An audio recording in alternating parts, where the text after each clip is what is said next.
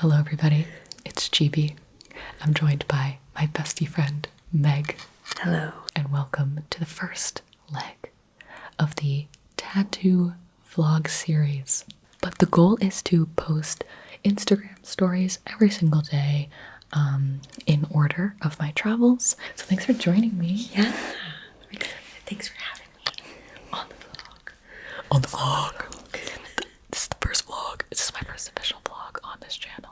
I have no idea. Honored. I have no idea. We headed to Barcelona because I was getting a tattoo in honor of my best friend. We decided the perfect one would be an Alice in Wonderland tattoo. It was the very first play that we were in together. I was the Queen of Hearts.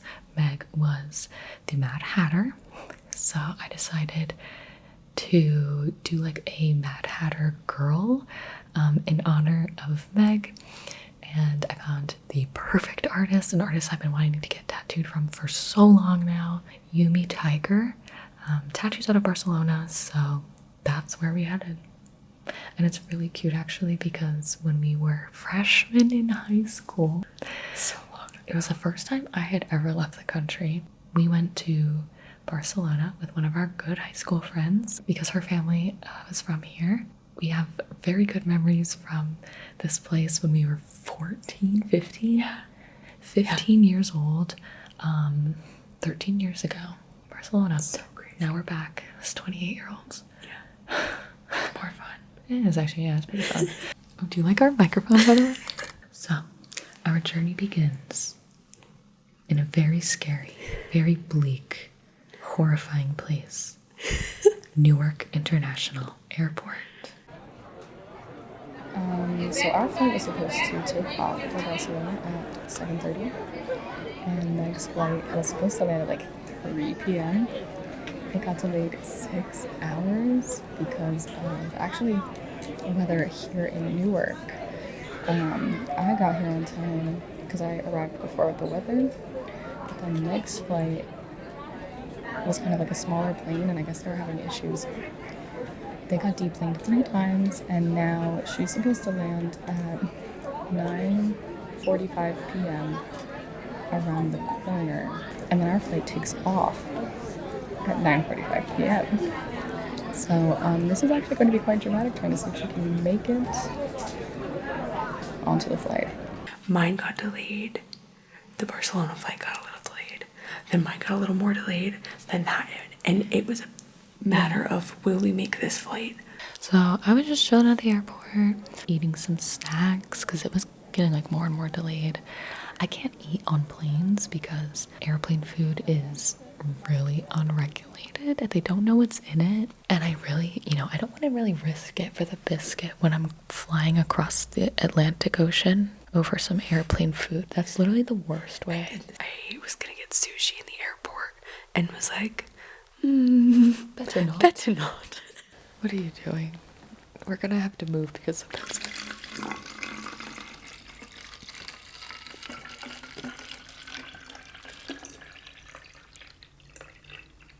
I think that's enough.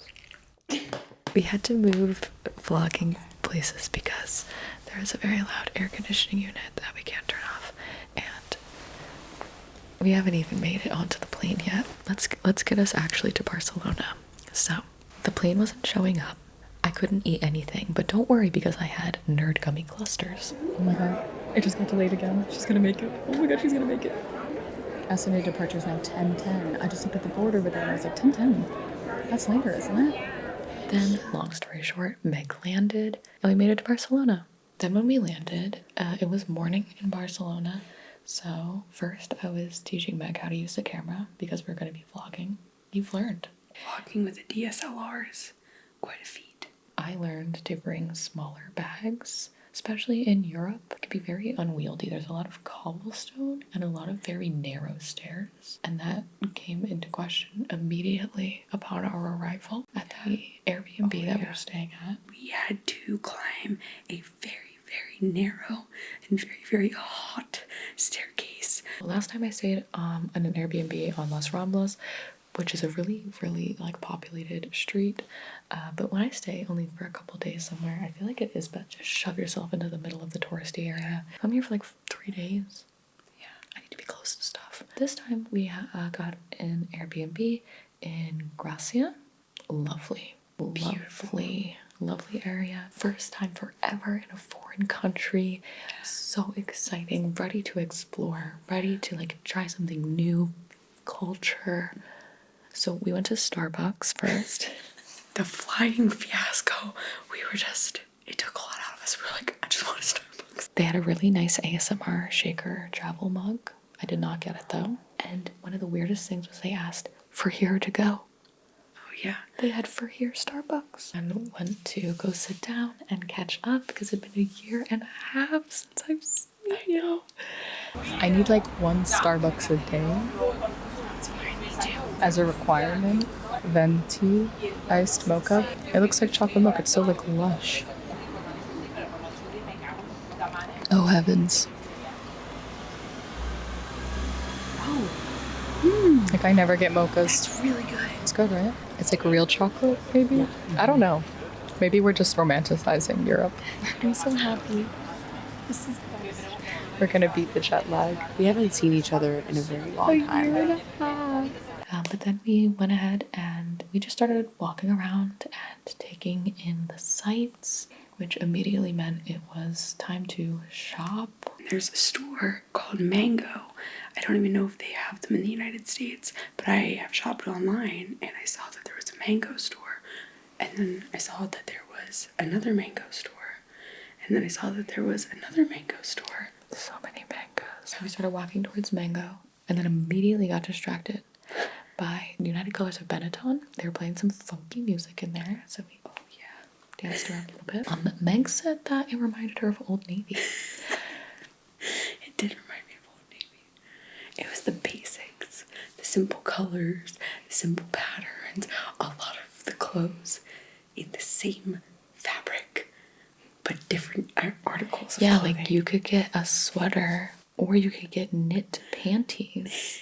I actually really wanted to get both of those sweaters, and then we could tell people that we were identical twins. We could kind of dress like Phil and Lil from Rugrats. I did find a shirt that I liked. It was really cute. one. Black and white checkered shirt. I decided to pull a crazy prank. It was crazy. Everyone was looking. I'm just like so random, guys. XD. What can I say? I'm just a YouTuber. Causing trouble. Wreaking havoc. Partners in crime. So we did go into Mango. I tried on some shorts. They weren't really my style. I didn't really find anything.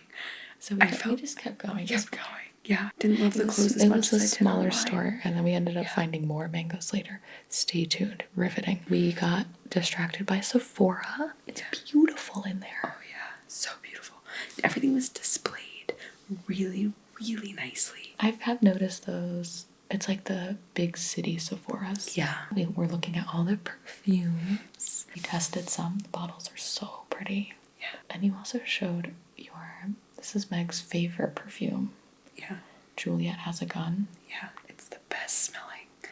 Pear Ink is my favorite scent. It's the cleanest, freshest, and the first time I smelled it, I was like, yo, that is what I will be wearing forever, so I hope it never gets discontinued. Are you wearing it right now? I am, yeah. We also got face masks. Oh yeah, three for the price of two. Yeah, 3 for the price of 2. Next, we went to Uniqlo, another store that is vastly available in the US, but I still love going to abroad. Yeah. I got a basic tee that I really liked. The material is great. And then we found another mango because it looked bigger. Yeah. And we went inside. And I think the first one we went to must have been the outlet one. There's way more in this store. Yeah. But this one also sucked. You found a great shirt. I found a cool shirt that made me feel like I was wearing chainmail. So I bought it.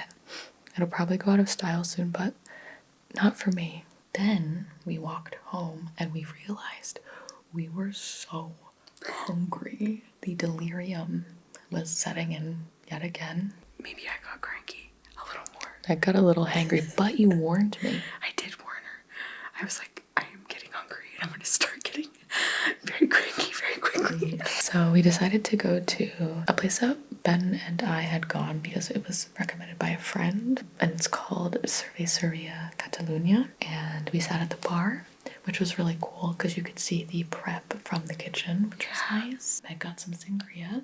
Oh, so good. And we ordered a bunch of tapas. They had a really, really good menu. Just a lot to choose from, and we were starving, so we ended up ordering quite a bit. I did try my first anchovy. Never had one. What did you think?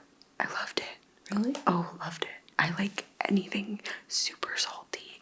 Love salty foods. This dessert is like the reason that I wanted to come back here. It's almost like a little ice cream sandwich with like those wafer cookies. I probably should have like written down the whole menu. Then we were walking home, and at the same time we both felt like this person was following us. So we like pulled over to kind of like let this person pass us, and we were right. He was following us. He walked past us and turned around. He's like, he tried to shake my hand and ask where I'm from. No, what did he want? He said I don't know. It was creepy. It was in the middle of the night. Yeah. We don't have any footage of it. What the heck? It's funny though, we both got nervous at the exact same time. We just felt a Spidey presence behind sense. us. Like, is this guy following us? Yes, he is. Then we decided to go get some sleep, fell asleep, but then I woke back up, and then I didn't fall back asleep until 6 a.m. And then I woke up at 8 a.m. I had a great night's sleep. Full 8 hours. Yes, sleep. This is why I watch ASMR. So this was the hiking day, day 2. Good morning. We woke up late. We're headed to Montserrat today. We have crepes because I can't eat like any bread that's all sesame laden. With turkey and harfadi. I'm a severe overpacker. I think this is like a tourist hike, and I have enough to hike the Appalachian, I think. Anytime the word hike is involved, it kind of activates like a little rat part of my brain. I'm very anxious and I overpack. I really just need to start looking at pictures of these trails because they're really, I don't need these things. And when she says overpack, think of what overpacking would be for you. And then double it. So we did have to audit my backpack before leaving. So I was like, okay, there has to be some things in here I'm not gonna need. There was a lot of things we didn't need. I need some of these things, and you hope you don't need these things. I had a few too many first aid kits. Also, we found bottled gazpacho at the grocery store and had to try it. Meg was very unsettled by it, but I thought it was really good. Oh, I like it. Started off our hike by going back down our Airbnb stairs. When we landed, Meg was saying, oh my gosh, I love how like laid back it is here. Everyone's like so chill, you know, like less than 24 hours later, Meg was officially fed up with the laid back pace of Europe. And I'm a fast walker. We were in a She's tourist got long legs. We're both fast walkers. People come and they walk. European people, you can just go ahead, don't get mad. You just be like, it was the tourists. Just blame it on the tourists. It's probably a beautiful pace of life. It's just not a pace of life that I would like to have for myself. Move. We've been speaking a decent amount of Spanish here. Okay, we're just a little rusty in the beginning. People would take pity on us, immediately speak to us in English because it was so obvious. Thinking about when English isn't their first language in America, how intimidating it is to speak somebody else's language in their country. It is really an intimidating so impressed situation. when people are learning English, because I feel like English is so stupid. You know, like there's so many stupid rules. It's a hard language. Things were tense. We were rushing. We had plans for later that day that we were thinking, if we do this hike, we have to be back by like 3:45. So let's get up early and then we'll have plenty of time. We did not. It would have been very easy to take the train. up to Montserrat, but we did not have enough time for that. So we're like, okay, fine, we'll get a taxi. So we got a taxi. It was not a great taxi ride. Bless this man's heart. Bless his heart. He was having a bad day. His phone overheated, so then we had to use mine for directions. And then he didn't have any money for the tolls, but I did, don't worry. But then he also didn't know how to use Google Maps. But there were about 6 roundabouts in a row, which obviously for anybody, roundabouts can get a little bit complicated when it's telling you to make it to exit off of a circle. We went the wrong way. That added some time. Yeah. And then also his car kept going bing. Basically what happened was it was saying that his winter tires, they wouldn't allow him to go over 55 miles an hour. So I was like, that's why we're going so slow on the highway here. So anyway, we finally arrived in Montserrat. The next step was to actually get up to the monastery. Montserrat Monastery is like really throwing me. And what we did was take the cable car. This really cute yellow cable car. Gorgeous views. Amazing views. It felt like a Wes Anderson movie. It did. So we took that to the top. And by the time we got there, we kind of like looked at the time and realized that if we wanted to keep our plans for the day, we would have to leave in 15 minutes. We decided to cancel our plans and just stress-free stay. Which in hindsight, oh yeah, well worth it. So beautiful. We got some coffee in the little cafeteria. Oh yeah. I got some Fanta. Okay. Fanta Naranja or Fanta Limon. Battle it out in the comments. What do you think? Naranja. Oh, absolutely. We set the camera up outside. Meg caught it. I one of my talks. How do you say stool? Escuela. Stool. Oh. Last time you had it probably was here, right? Yeah. Oh my gosh. Isn't it so good? So good. I'm currently drinking coffee and all I can taste still is the Fanta. I thought you were gonna say the gazpacho. I don't want to talk about that again. I don't know how you didn't react. It was so much grosser. I've had a decent amount of gazpacho. I feel like, see, you prepped me. I was like expecting something worse. Okay. Yeah. The sunscreen, the new sunscreen that we got from Sephora was so good. We used a sunscreen. We used my phone charger. We drank water. And we used coins. Yes. That really was it though. All which could have fit in a fanny pack. The monastery of Montserrat is an abbey of the Order of Saint Benedict, founded in the 11th century, rebuilt between the 19th and 20th centuries, and still functions to this day.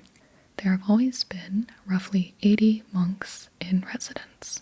But my favorite part, up from the market, we saw this beautiful door and a beautiful little pond. But inside that pond was something that I had never seen before. And I would imagine most people haven't, although I've been told that most people have.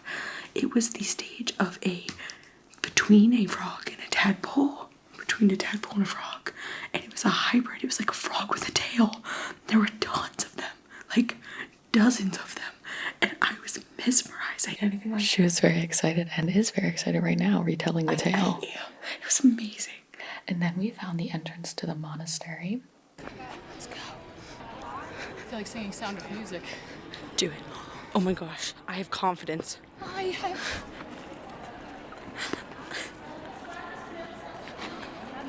There's amazing stained glass. An amazing organ. It was so beautiful. The candles. The candles. We started with the candles. Like there's like little offering candles. We relit one that had gone out. I feel like it's like I'm like 10 years out of Catholic high school. I feel like I can appreciate the Catholic art and not be traumatized. Yeah. The hike that we wanted to do was it was a trail. It was a hike.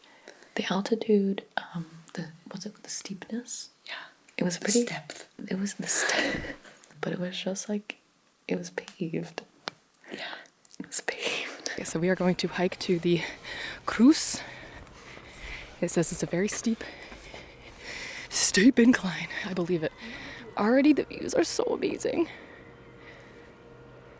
Okay. I thought we were going to be going like a lot Incline. deeper into the lush. It really did not take us really long. far away. It looked really far from away. when you were looking at it from the cathedral. We walked all the way to the Cruz de San Miguel. It was like this big cross, and it had the most gorgeous view. I'm getting sleepy. Do you want to power through for like another hour? Yeah. Okay. Do you want to set up? No, I can film down here. Okay, great. The views were so beautiful. You could see everything. You could see, I don't even know how to describe the rock formations of Montserrat, but I've never seen anything like it. It was just so gorgeous. I would have loved to spend so much more time there. Like, I'm the person who reads every single thing in a museum.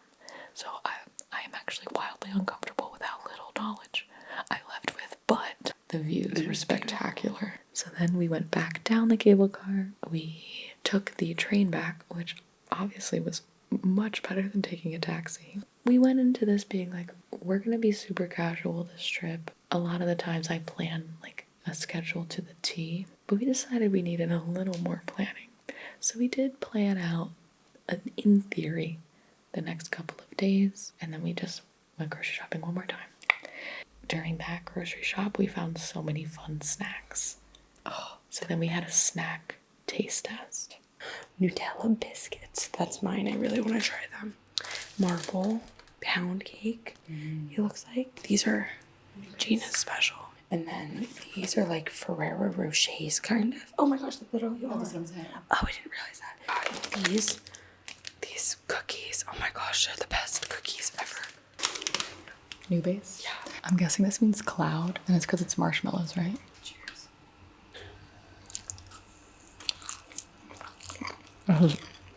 Here's like every other marshmallow. I have a crappy marshmallow. I give that like a 2 out of 10, to be honest. I just don't like marshmallows, really. Nutella biscuits.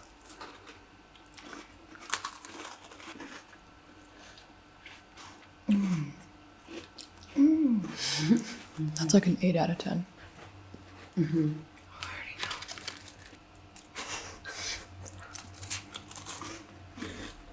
I love these. These are better. I think the Nutella ones taste better, but like these are easier to eat. Maybe this is an 8, and the Nutella was an 8.5 for me. This is like an 8.5 for me. Cheers. It has like some almond flavor. It's really, really moist. It's so moist. I give that an 8 too.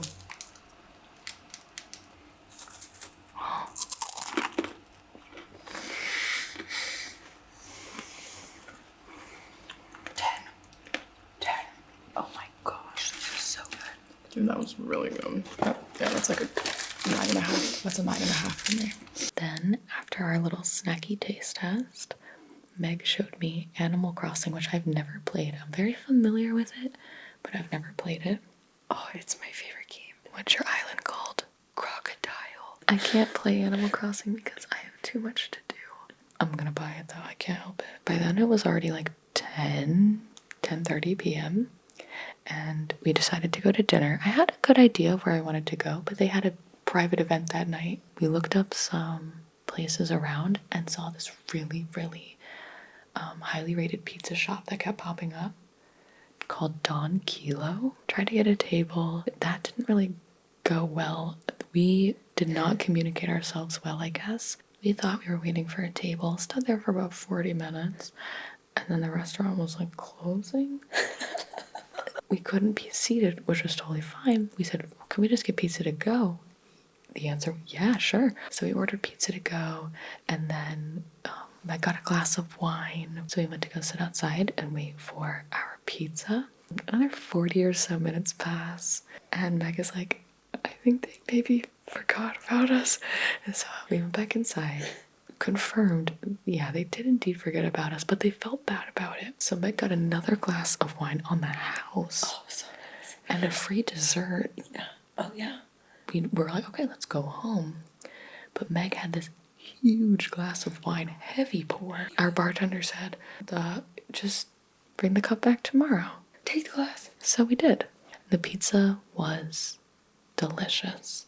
It was very, very good. It was really we were good. so hungry. There was a banana on the ground. Oh, we got gelato. We got distracted on the way back. We did, and it was really, really great. We had some delicious gelato, and then we got back, ate our pizza, and decided it was time to start going through this vlog footage. And we did our face mask from Sephora. 4 a.m. all of a sudden, and the next day was tattoo day. Good morning. So I'm gonna take you through what I bring to a full day tattoo appointment and what I'm wearing. First thing first, I showered last night and very, very carefully shaved where I'm going to get tattooed. The important thing is knowing where you're about to get tattooed and dressing appropriately for that. So on these tattoos that are going very, very high on my thigh, I can't really wear shorts. They will get in the way. So I usually wear a very comfy, stretchy skirt or dress. And then underneath, I'm wearing a black bodysuit. This like completely lifted all day. It's better to have something you're comfortable in rather than flashing everyone your underwear. I've got a full bodysuit moment going on. Feet, I am wearing comfy socks, and when I'm getting my legs tattooed, I'm usually laying on the table, so I like to take my shoes off, and so I just find slides to be the easiest thing to wear. Here is a quick and fairly unaesthetic shot of everything I'm about to talk about bringing. Okay, so first thing that's going in my bag is headphones. These are from Sony. They sent them to me. God bless you, Sony. These are noise canceling ones, very good for the plane. These are a little heavy duty for a tattoo, but I also do have earbuds. I like listening to music or TikToks or whatever, especially if it's a very long tattoo, very long day. It's super rare that we will talk a lot, let alone the whole time. So it's good to have something to do to kind of check out. This is my whole tech bag that I'm bringing. I have a couple of cables in here, one for my iPhone and then a USB-C one, portable charger. This thing is huge. I really do need to get one that's not so freaking heavy, but this thing, it can charge a ton, so my phone's definitely going to be alright. I finally remembered to bring in this. This is just a little gadget I got on Amazon. Meg's drying her hair. Oftentimes when I am on the tattoo table for a very long time, the most uncomfortable thing isn't actually the tattoo. It is the position that I'm laying in, and my other leg will fall asleep, my butt will hurt from laying on my back, my arms will really hurt from like holding my phone. It sounds so stupid. I wanted to get something that will help hold my phone up if I'm like watching a video or something. And that is my tech bag. Next I have my little emergency, it's not emergency, but it's like tiny toiletries bag from REI. I've got the keys to the Airbnb attached to that. And so things that are in this bag, super random, but something I always bring. Why did I shine that directly in my eye? Something I always bring with me because it's so light is this super, super duper tiny flashlight from Coast. It has come in handy when you least expect it. I have some like tooth care things. I have my Lanesia lip mask. I don't think this fits in my pouch, but it's coming with. Eye drops, since I got LASIK, these are super necessary for me, especially when traveling. My eyes have not been so dry. I am a genius. I am convinced I might be the first person to think of this, but this is the Sani Girl. There's another brand I have too. I'm not like particular on the brand yet. Standing P I almost want to call it a converter. It's the standing urinator converter, and it's used for things like camping, hiking, music shows like outdoor music festivals, etc., etc. What you do is unfold it, or like origami it essentially. Pop it open, and then this can go in your pantaloons without taking them off, and you can now pee standing. So when I'm getting something like the tops of my thighs tattooed, and it's been 6 hours and I really have to pee, I know the artist can cover it with cling wrap, but it would be much better if I didn't have to try to pull my pants and things or anything down over my tattoo. Right now, I am wearing a pretty good outfit for it. I have a bodysuit, so that will unsnap, and I have a skirt which just lifts up. But for something like, I'm going to be on this trip longer than my Sanoderm is going to be on. So if I'm on a flight or in a public bathroom, I've got my fairly new tattoo, and I don't want to expose my leg to wherever I am. The plane is like one of the biggest ones for me. It works well. Okay, I'm convinced I'm a genius. Next, I'm bringing my EpiPen. I'm bringing 2 of them. I always travel with 2. I actually travel with like 4, but I always leave the house with 2. One of them's going to be on my person, and the other one will be in a different bag. The hand sanitizer, Touchland. First time I've tried it. It smells good. So I'm going to put all the tiny stuff in here. Next, I'm bringing a cross-sling bag that's going to be like more on my person, and in this I'm going to be putting stuff that I know I will definitely want on me during the tattoo, so if I need something I wouldn't have to stop to get it. And this is a Bucciarati pin by amazing artist Koi Doodles. Next, I am bringing sweatpants for the very end of the tattoo. These are clean, haven't been worn yet, and this is what I am going to put on after the tattoo is done. I'm also bringing an extra long sleeve tee, I think. I can't decide what extra tops I'm bringing yet. Then we've got the essentials. I make sure that I had enough euro. I talked to the artist beforehand, and cash was preferred, so I made sure to get enough euro to cover the expected day rate, as well as tip. Tipping your tattoo artist is a whole other topic if you want to chat about it sometime. I want to make sure I'm not late. I have to leave in 5 minutes. Okay, let's go. Passport. All of the shops, like policies, I feel like are different. Sometimes I need it, sometimes I don't. Medical bag. This is like my bigger first aid kit. It just has like band-aids and things in there. I can show you a picture of what's in there. Now I'm scared that I'm rushing for time. Coca-Cola. This is my tradition to have one of these for a tattoo.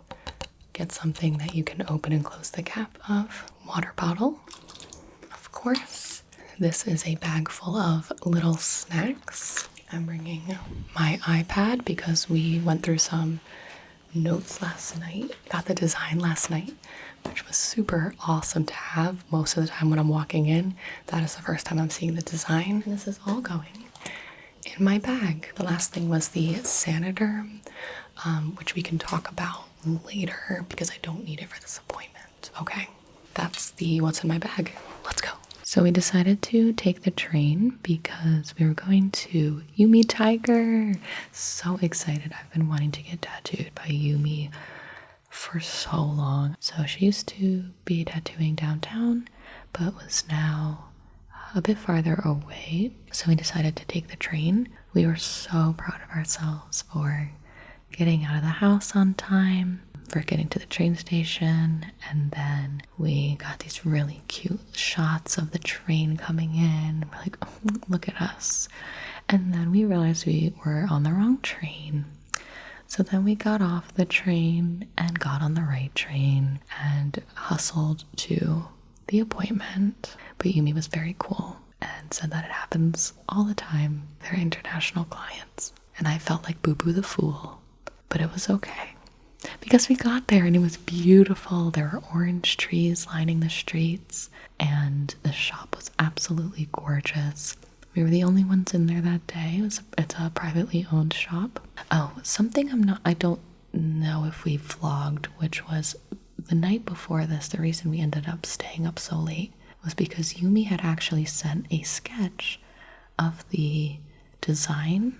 We were kind of going over it and figuring out a couple of small changes because I'm trying to fill the gaps in between my chain tattoo. My Karapika chain tattoo had a couple of gaps, and also my plans for future tattoos on that leg. I am planning on getting a keyblade tattoo, and I wanted to make sure that I would have space for it. So we were kind of like figuring all that out. And so as soon as we got in, we started working on the design again. Yumi was so nice and so cool. We were just chatting the whole time while she was working on her iPad, like seeing what would really work. And I've been following Yumi on Instagram for a while, obviously, but she also just did a huge travel trip herself. And so we were talking about that a lot. And I know she was in Vietnam, Japan, and Taiwan. I think other places too, but we talked the most about those places.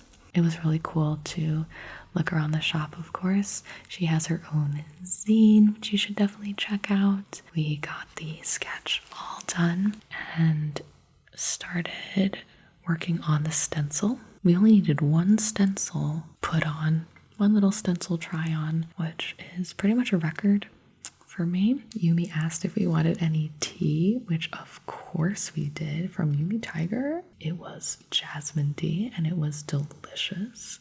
But after checking out my stencil in the mirror, it was officially time to start the tattooing process. I am indeed trying to do full leg sleeves from one artist per tattoo, so I'm never going back to the same artist. Tattoo collecting with a dual benefit of addressing my travel anxiety and never leaving the house ever again. But these trips have been quite literally like the highlight of my life. I've been so lucky to have such wonderful artists and such wonderful friends accompanying me on these trips. In my experience, and what I told Meg is, most of the time I feel like tattoo artists, like you, they're concentrating, they do their thing, and then I'll just put my headphones on and we'll chill, and then we'll talk like during the breaks or afterwards or stuff like that.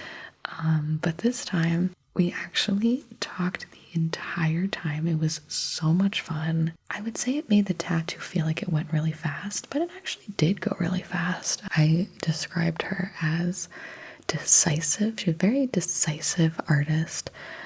There were no hesitations or like contemplations or small lines, just a lot of like confidence in her lines, which I think just really complements her style so much. I just think she's awesome. Usually I tell people when they come with me that, come for the stencil, make sure, you think it looks good, and then once we get started, like, you can head out and I'll tell you when I'm done, because we're just chilling, like it's quiet, it's boring, whatever.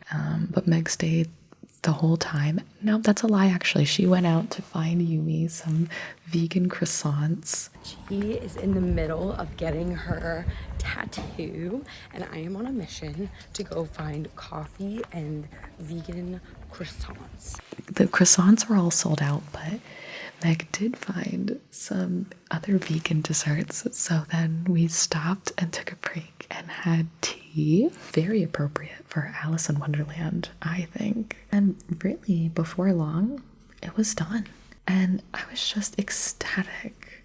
It turned out better than I could have ever imagined, which is always my favorite thing to be able to say when I bring an idea like this to an artist that I really love. And that was that. It was such a nice day, and we took the train home, and then as soon as we got home, I brought some Saniderm with me. When I'm traveling, I do like to wear Saniderm because I knew we were going to have some pretty active days as well as a couple of plane rides for me coming up. Anyway, this is not a tutorial, so if you'd like to know, maybe that could be a different video or something.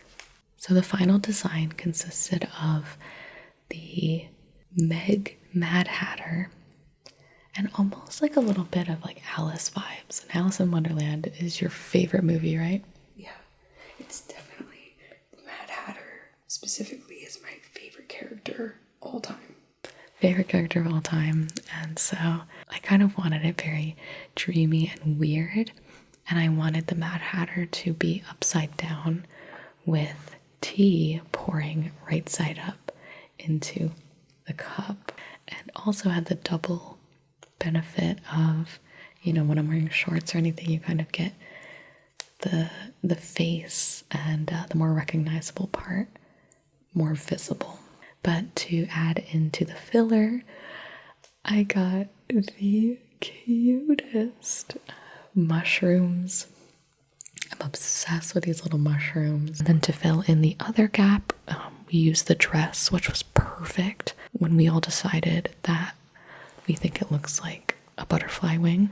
Now, since this was Meg's very first time seeing the tattoo process from start to finish, I want to ask you about a couple of things, stuff that surprised you or you weren't expecting. The tattoo shop really surprised me because I've only ever been in traditional American piercing tattoo style shops, and this shop was beautiful. It felt like an art room. Beautiful, beautiful art on the wall. The colors were really muted. It was just a really amazing room. Felt super homey and cozy. The collaboration process, when Gina and I walked in, it felt like we knew each other, like long friends with Yumi, and they sat down and we're working together. We're looking at the tattoo, going over it. I expected it to be a much more formal transaction, interaction, and it was just felt like fast friends, you know, creating something really cool together. I didn't expect there to be any type of emotional or like kind of connection with the tattoo artist. I just expected it to be much more quiet, much more formal. And then the other part I thought was super cool, when they were doing the trial and error process, putting on the stencil, Yumi kind of was tweaking with how it would actually fit on Gina's leg. She was freehanding things, and I just expected that. I was like, oh, you're just gonna just draw that right on the leg. And she did, and it looked amazing. It was so beautiful. I don't know that I had an appreciation for the artistry of tattoos. I've never seen the process before, especially with Gina's legs. Every tattoo is so carefully crafted. The artists put so much energy and effort, passion into the creation of it. It's a really, really special process. I've never been exposed to that before. I've seen small tattoos. People get kind of random tattoos, but I haven't really seen this side of it where it's just gorgeous art pieces that are really, really special. It's changed my emotions towards seeing tattoos, I would say. I know that a lot of people get special tattoos, but it's changed my personal appreciation for the art of them. And then lastly, at one point during the tattoo, when it was almost finished, oh no, I'm going to tear up again. It's really late, but I started tearing up because it's really, really special having somebody put a piece of art on their body permanently for you, and being there for that. When Gina was like, yeah, you can leave, I'm sitting in this tattoo shop thinking like, why would I leave? This is like the most special thing anyone has ever done for me.